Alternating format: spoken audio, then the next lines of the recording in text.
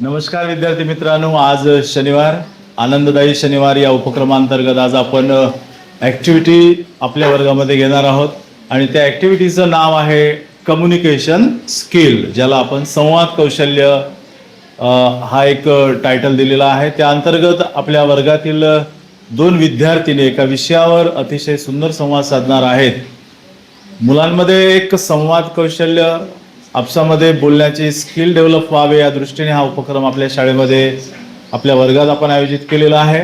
तर खास करून हा विषय जो आज आपण घेतलेला आहे, काही दिवसांमध्ये परीक्षेला सुरुवात होत आहे आणि विद्यार्थ्यांसमोर प्रश्न असतो की अभ्यास कसा करावा।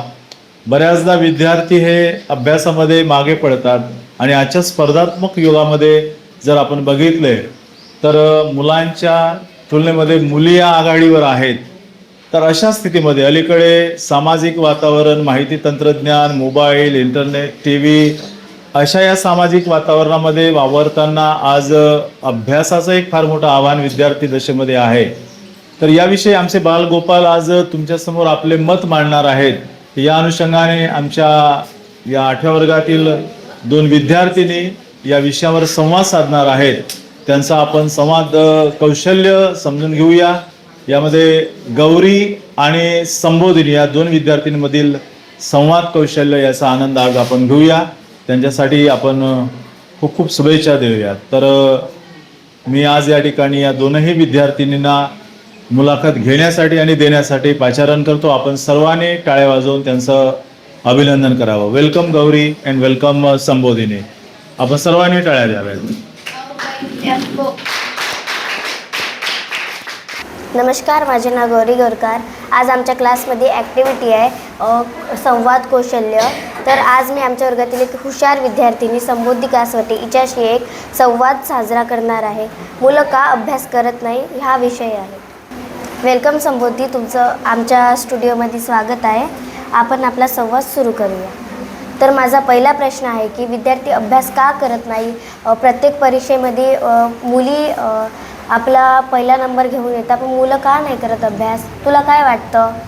तर माझे मत आहे का मुलं लक्ष देत नाही, त्यांना दुर्लक्ष करतात आणि मुली त्यांना अभ्यासाला लक्ष देऊन त्या समोर जातात आणि मुलं त्यांना दुर्लक्ष करतात, हे त्याचं रिझन आहे।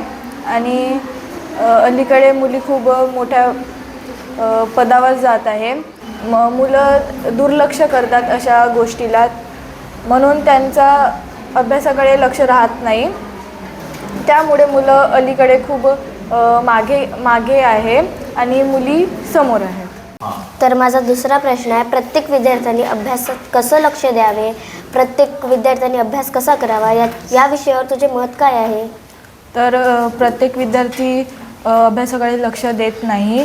तर याच्यामध्ये माझं मत आहे की त्यांनी जे त्यांचे दुर्लक्ष आहे, जास्त त्यांनी खेळतात आणि मोबाईलचा वापर करतात, टी व्ही पाहतात आणि अभ्यास करत नाही। तर त्यांनी अभ्यासाला टाईम द्यावा आणि हे सर्व गोष्टी पण टाईम मॅनेजमेंट म्हणून करावं आणि त्यांनी आपला एक वेळेचं नियोजन बनवावं, ज्याच्यामुळे त्यांना खेळायला पण टाईम भेटणार आणि अभ्यासाला पण टाईम भेटणार।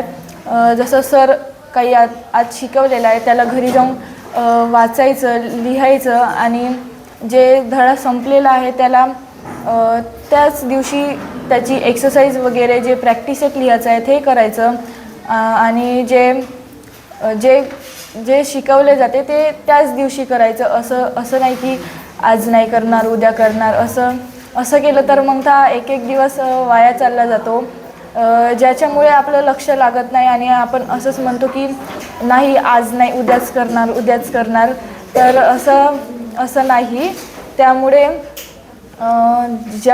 जे काम आज दिलं आहे ते आजच करा, ज्याच्यामुळे आपल्याला जे काम ज्या नियमित वेळेत करायची सवय लागणार। अलीकडे मुलं खूप मोबाईलचा वापर करतात। सर्व विद्यार्थ्यांच्या पालकांची हेच तक्रार असते की मोबाईल खूप वापरतात मुलं। तू अभ्यास कशी करते आणि मोबाईलपासून दूर कशी राहते तू? तर याच्यामध्ये माझं मत आहे की आपण एक टाईम मॅनेजमेंट करून आपण त्याच्यामध्ये नियमित अभ्यास केला पाहिजे आणि मोबाईल तर बघला पाहिजे, पण त्याचा चांगला उपयोग केला पाहिजे, अभ्यासासाठी उपयोग केला पाहिजे. आणि मोबाईल बघायचं राहिलं तर थोडंफार बघायचं, पण त्याचा अभ्यासासाठी वापर केला पाहिजे. जसं आपल्याला काही पाहायचं राहिलं तर आपल्याला काही भाषण आपल्याला काही अभ्यासातलं समजलं नाही ते आपण मोबाईलमधून पाहू शकतो.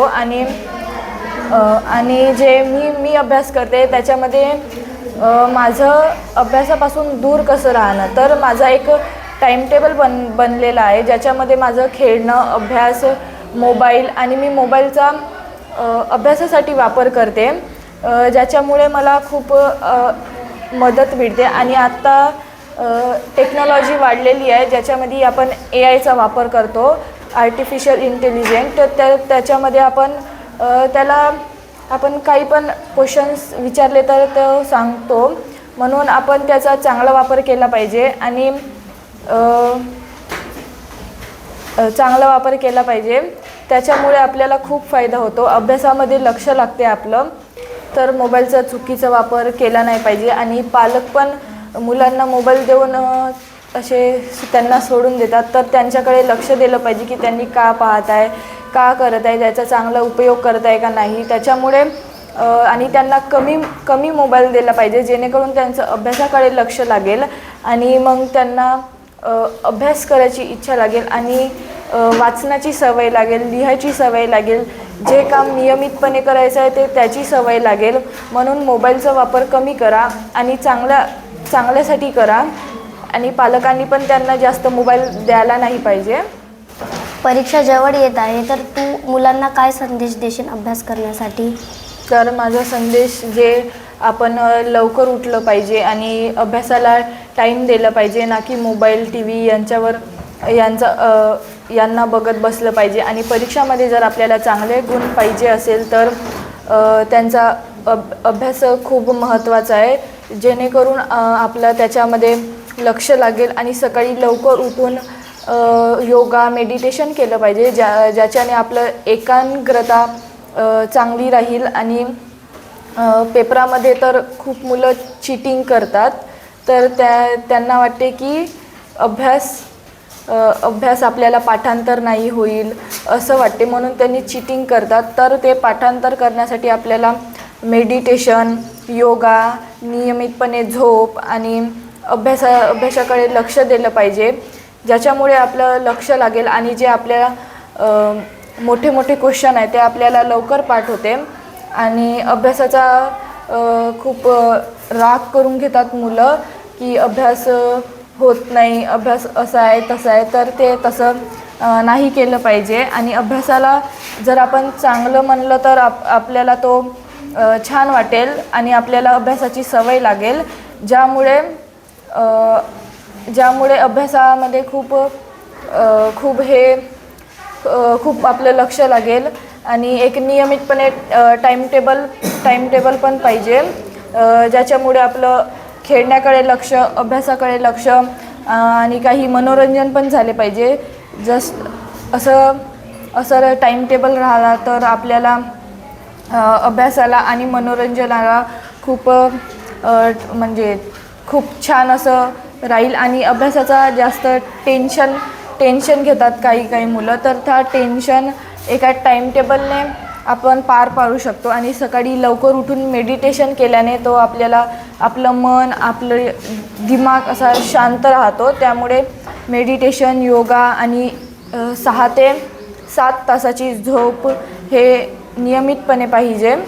आणि रात्री लवकर झोपा, ज्याच्यामुळे सकाळी पण आपण लवकर उठू. म्हणून योगा, मेडिटेशन आणि जे मोबाईल, TV याच्याकडे दुर्लक्ष, ज्याच्यामुळे आपल्याला अभ्यासामध्ये मन लागेल आणि आपण परीक्षा पण खूप छान पाडू. तर धन्यवाद समृद्धी, तू आमच्या विद्यार्थ्यांना खूप चांगली माहिती दिली.